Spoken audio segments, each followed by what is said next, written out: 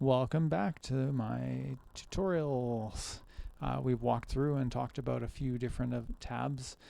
We just finished the diplomacy tab in the last video. The next video is the trade tab. As you notice, there's a shortcut. You can hit the R to open it up or close it. Now, when you have the trade tab open, you'll notice that it shows the convoys that are trading and where the resources are being supplied and brought to different places where the factories are and things like that, and shipped to other countries and other locations. So you can see where the convoys are all carrying the resources around. It also shows the amount of resources of each thing in the various provinces. So like this province has 19 aluminum, this province has 19 aluminum and 29 steel. This province has nothing. This one has 2 oil. Lots of oil in Iraq. Some cobalt or chromium. Lots of chromium through there. More chromium. Lots of chromium in this area. A little bit of chromium there, which is probably why Italy wants Yugoslavia. And it also gives us on the trade tab, it shows our surpluses and our deficits. So currently we have no surplus or deficit with oil. We actually have a slight surplus of oil, as you can tell, because it's saying it's going to take about 5 years for our oil resources to fill the stockpile. We have a lot of aluminum. We have like 85 points of surplus. We're currently exporting 29 to other countries, and we're using 3 ourselves. But we still have 85 left over from the 117 that we pulled out of the ground. We're using 3 rubber, and we don't extract any. We're not importing any. We're not exporting any, obviously, because we don't have any ourselves. So we actually have a shortage of that. And that will have an effect on production of anything that requires rubber.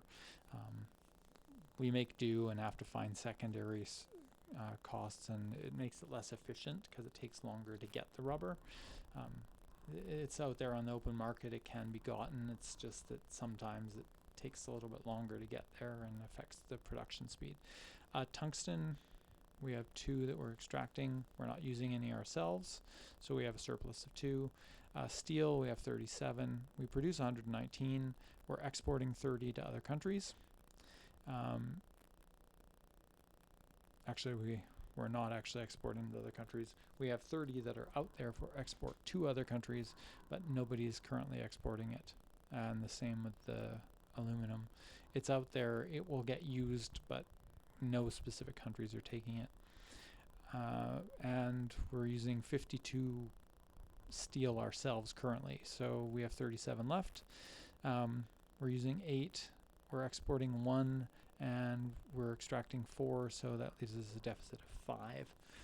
Now, the same thing here. This allows you to look at the different countries, and you can sort them by how many convoys it requires, how much they have available. You can click up and down. So the most available for export is Turkey for chromium. If we go to steel, the most available for export is the US. For aluminum, the most available to export is British Malaya or British Raj, and so on and so forth. You can also pick, I want to look at my subject countries. I can want to look at my neighbors. What neighbors can give me tungsten? What countries in Asia can give me tungsten? What countries in Europe can give me tungsten? If there's a dash, that means that that country can supply it to you, and it doesn't cost you any convoys. If there is a number, that's how many convoys you have to get for each unit of 8 that you're pulling. So if I go to the United States and I say to them, I need tungsten, and I go ahead and I say, okay, I want 16 tungsten from them. So we're going to need 16. We have 175 and require 13 for this trade. So to get those 16 tungstens, we're going to need to have 13 convoys allocated to shipping it over to us. And in exchange for the 16 tungsten, we give the US 2 of our civilian factories that are free for them to use. So we're giving them, you know, goods in exchange basically for the raw materials. You'll notice some countries like Bolivia, it says no possible trade route can be found to it. It's because it's internal. There's no way to get to it. Some countries may just refuse, like if we're at war with them, for instance, they'll go gray out as well because, you know, England won't want to trade with us if we're at war with England. Ethiopia, for example, if we go to Africa and say, hey, let's go find some countries that have rubber. Ethiopia actually has rubber, but they won't trade with us. Ethiopia is producing rubber, but will not export to us while we are at war with them, right? So, you know, it kind of makes sense. But each of these things you're going to need a certain amount, and this is where you get it. If you need it, you can go and get it. If you have puppet countries, you get preferential rates. So normally you get 8 units of whatever it is for every civilian factory that you give the other way. With your puppets, it can be like 20 points for every one civilian factory, or 80 points for every one civilian factory. So you can get a lot more resources from some of your puppet countries. Mind you, if you just annex them, you'd have access to half their resources fully available to you anyways. So there's, you know, sometimes reasons just to annex them, but depending on what you want to do. But that's the way this one works. Now you'll notice it's saying that we have 20 civilian factories, which matches what it said up there. We have 20, 9 of them are in use. And it's telling us that 9 are used. And it's saying 9 are used to produce consumer goods, leaving us with 11 available for trade.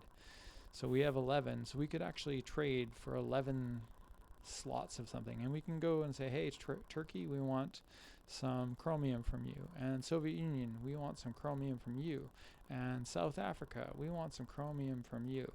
And United Kingdom, we want some chromium from you. And you can do this.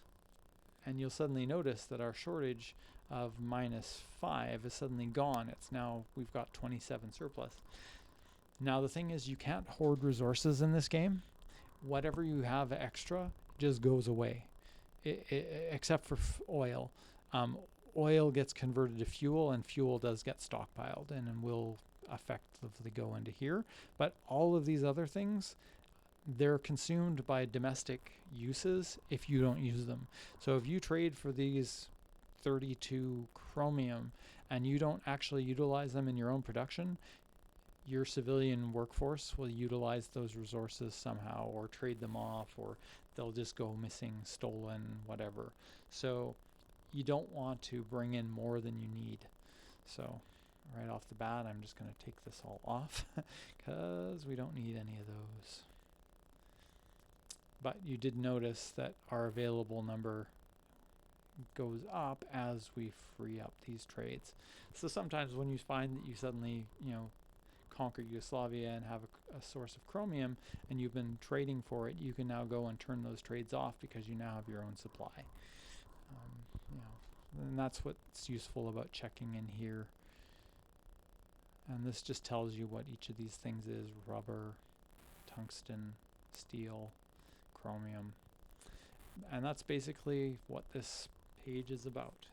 And that's it for today. This video is over.